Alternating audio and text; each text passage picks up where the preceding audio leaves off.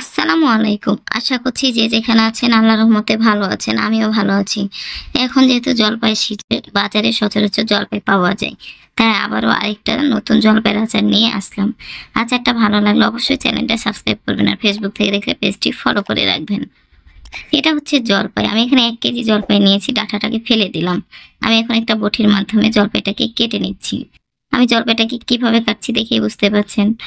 জলপাইটাকে আমি পেঁচে পেঁচে এভাবে কেটে নিচ্ছি। আর অবশ্যই জলপাইটা আপনারা যদি এভাবে বটি দিয়ে হোক আর চাকু দিয়ে হোক কাটেন, সাবধানে কাটবেন যেহেতু জলপাই শক্ত, হাতটা কেটে যাওয়ার সম্ভাবনা থাকে। আমি জলপাইগুলাকে এভাবে কেটে কেটে নিচ্ছি। আর আমার জলপাই কাটা দেখে বুঝতে পারছেন যে আমি জলপাইটা কিভাবে কেটে নিচ্ছি।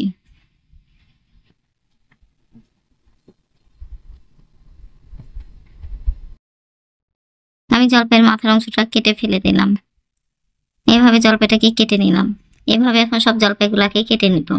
আমি আবারও একটা কেটে দেখাচ্ছি। মাথার অংশটুকু কেটে ফেলে দিয়ে এভাবে ঘুরিয়ে ঘুরিয়ে জলপাইটাকে কেটে নিলাম।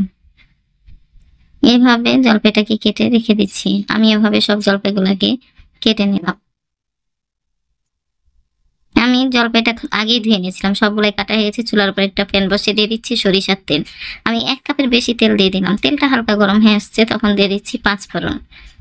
আমি ১ চামচ ৫ ফোড়ন দিলাম। হালকা ভেজে নিব। আমি এখানে গোটা গোটা রসুন দিয়ে দিচ্ছি। আমি এখানে ৩টা রসুনকে ছিলে জয়টা ফল হয়েছে সবগুলাকেই দিয়ে দিয়েছি। এখন নেড়ে চেড়ে দিচ্ছি। আমি রসুনটাকে কিন্তু লাল লাল করে ভাজবো না। একটু নেড়ে চেড়ে দেওয়ার পরে দিয়ে দিচ্ছি মরিচের গুঁড়া ১ চা চামচ। যে যেমন ঝাল খাবেন সে সেভাবে মরিচের গুঁড়াটা দিবেন। হলুদ গুঁড়া দিলাম ১ চা চামচ। নেড়ে চেড়ে দিচ্ছি। দিয়ে দিচ্ছি লবণ ২ চামচের একটু বেশি। আদা রসুন বাটা দিলাম ২ চামচ।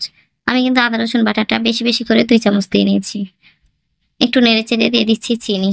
আমি এখানে যেহেতু ১ কেজি জলপাই নিয়েছি সেহেতু আমি এখানে আধা কেজির বেশি চিনি দিলাম। আপনারা যদি আরো বেশি মিষ্টি খেতে চান তাহলে আরেকটু বেশি দিবেন। আমি আজ একটা টক ঝাল মিষ্টি বানাবো। একটু নেড়ে চেড়ে দেওয়ার পরে দিয়ে দিচ্ছি সরিষা গুঁড়া ১.৫ চামচ। আপনারা যদি সরিষার গুঁড়ার বদলে সরিষাটা বেটে দিতে চান তাহলে অবশ্যই ভিনেগার দিয়ে বেটে দিবেন বা ব্লেন্ড করে দিবেন, যে যেভাবে দিতে পারেন। আমার মশলাটা কষা হয়ে গেছে, চিনিটা গলে সুন্দর একটা সেরাতে পরিণত হয়েছে। তখন দিয়ে দিচ্ছি জলপাইগুলা, নেড়ে চেড়ে দিচ্ছি। জলপাই দেওয়ার পরে ভালোভাবে নেড়ে চেড়ে দিলাম। জলপাইটা নেড়ে চেড়ে দেওয়ার পরে দিয়ে দিচ্ছি ভিনেগার। আমি এখানে 1/2 কাপ ভিনেগার দিলাম।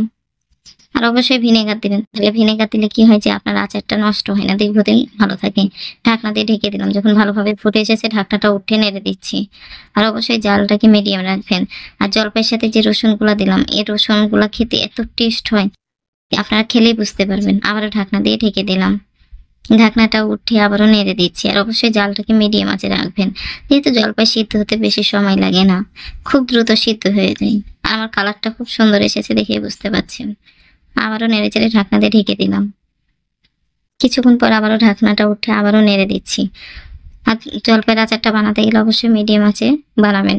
দিয়ে দিলাম ভাজা জিরা গুঁড়ো 1/2 চামচ, ভাজা 5 ফোড়নের গুঁড়ো 1 চা চামচ, চিলি ফ্লেক্স দিলাম 1 চা চামচ। আপনারা যে যেমন ঝাল খাবেন সে সেভাবে চিলি ফ্লেক্সটাকে দিবেন। যদি আপনারা ঝাল বেশি খেতে না চান তাহলে অবশ্যই চিলি ফ্লেক্সটাকে অ্যাভয়েড করবেন। আমি ভালোভাবে নেড়ে চেড়ে দিলাম। আমার আচারের কালারটা দেখে বুঝতে পারছেন যে আমার জলপাইয়ের আচার হয়ে এসেছে। আমি আবারও নেড়ে চেড়ে দিচ্ছি। আর একটা কাঁটা চামচ দিয়ে আপনাদেরকে দেখাচ্ছি আমাদের জলপাইটা সিদ্ধ হয়েছে কিনা। দেখে বুঝতে পারছেন কি সুন্দর হয়ে জলপাইগুলো সিদ্ধ হয়ে গেছে। আর এই জলপাইয়ের আচারটা এভাবে বানিয়ে যদি আমরা বছর ধরে ডাইনিং এ রাখি, আচারটা নষ্ট হবে না, ভালো থাকবে। আবারও নেড়ে ছেড়ে দিলাম। আর গ্রেভিটা দেখে তো বুঝতেই পারছেন। আর এই আচারটা এভাবেই তেলে ডুবিয়ে রাখতে হবে। তাহলে যত দিন যাবে আচারটা ততটাই ভালো লাগবে। আর এভাবেও যদি আমরা গরম গরম খাই তাহলে কিন্তু মন্দ হয় না। আর এভাবে আচার বানিয়ে যদি সাদা ভাতের সাথে আর ডালের সাথে খাওয়া যায় খেতে কিন্তু খুব টেস্ট হয়, বা খিচুড়ি যেটার সাথে খাই না কেন খুব মজা লাগে। এই আচারটা বয়ামে বা বাটিতে ওঠা হয়নি। এটাই আমি ফাইনাল লুক নিয়ে নিয়েছি। আশা করছি জলপাইয়ের আচারটা ভালো লেগেছে। ভালো লাগলে অবশ্যই লাইক দিবেন, লাইক দিতে ভুলবেন না। যারা চ্যানেলটা সাবস্ক্রাইব করেছেন তাদেরকে তো অসংখ্য ধন্যবাদ। যারা চ্যানেলটা সাবস্ক্রাইব করেননি প্লিজ চ্যানেলটা সাবস্ক্রাইব করেন। আপনাদের একটা সাবস্ক্রাইব আমার জন্য অনেক মূল্যবান। আর অবশ্যই কমেন্ট করে জানাবেন জলপাইয়ের আচারটা কেমন হয়েছে। আর এভাবে একবার বানিয়ে দেখবেন। আল্লাহ হাফেজ।